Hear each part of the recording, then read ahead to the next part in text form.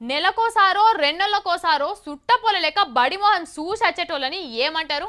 వానాకాలం చదువులు చదివేటోళ్ళు అంటారు. నేను కూడా చిన్నప్పుడు గట్లనే చదివినా. బడేమో మా ఇంటికి మస్తు దూరం ఉండే, గందుకే సంవత్సరంలో 2 మాటల పోయినా. ఒకసారేమో షెరిగ్గానికే, రెండోసారేమో మా హెడ్ మాస్టర్ సారు బతిమలాడితే పోయింటి. గప్పుడే సారు నా మీద అభిమానం కొద్దీ నా చేతిలో టీసీ పెట్టి మొత్తానికే సెలవులు తీసుకోపో అన్నాడు.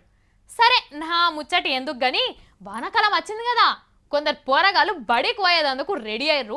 మరి వాళ్ళు ఎట్లా పోతుర్రు ఏంది కథ చూద్దామో పారి. అటు సైడు వానలు మస్తుగా పడుతున్నాయి, వాగులు వంకలు బారుతూనే ఉన్నాయి, జనాలు కూడా అరిగోస పడుతుర్రు. ఇగో ఈ పోరగాళ్ళు ఇప్పుడు బడికి పోవాలి. బడికి పోవాలంటే ఈ వాగు దాటాలి. మరి వీళ్ళు ఏం చేస్తారు? బడికి పోతారా ఇంటికి పోతారా చూద్దాం. అన్న బడికే పోదామని డిసైడ్ అయ్యారు. అగో చూడు ఎట్లా పోతుర్రో. మెల్లగా మెల్లగా ఓ పెద్ద మనిషి, జరంత మెల్లగా తీసుకుపోయే పోరగాళ్ళను, నీ పుణ్యం ఉంటది. నడిమిట్లోకి వచ్చిర్రు. అయ్యో బొండిగేదాకా మునిగిర్రు కదా, ఎందుకని వచ్చి పాడయ్యారు. అట్నుంచటే ఇంటికి పోయినా అయిపోవు. ఇలా కష్టం చూస్తేనైతే నాకు ఎట్లనో అనిపిస్తుంది. దేవుడా వీళ్ళకి ఏం కాకుండా చూడు. అది అమ్మయ్యా ఒడ్డుకొచ్చిర్రు. దేవుడు చల్లగా చూడ ఈ పెద్ద మనిషిని. ఇక ఒడ్డుకు రాగానే పుస్తకాలు పట్టుకొని బడికి పోతుర్రు పిల్లలు. అబ్బా చదువు అంటే ఎంత ఇష్టమో వీళ్ళకు.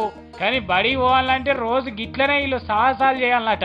ఇక కొందరు ఉన్నారు ఇంటి పక్కకే బడి ఉన్నా గానీ ఎట్లా డుమ్మాలు కొడదామా అని చూస్తుంటారు.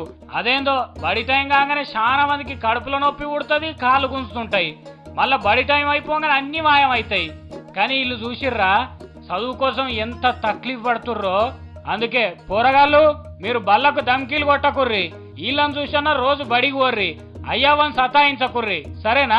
నాకు తెలుసు మీరు మంచోళ్ళు, చెప్పినట్టు వింటారు.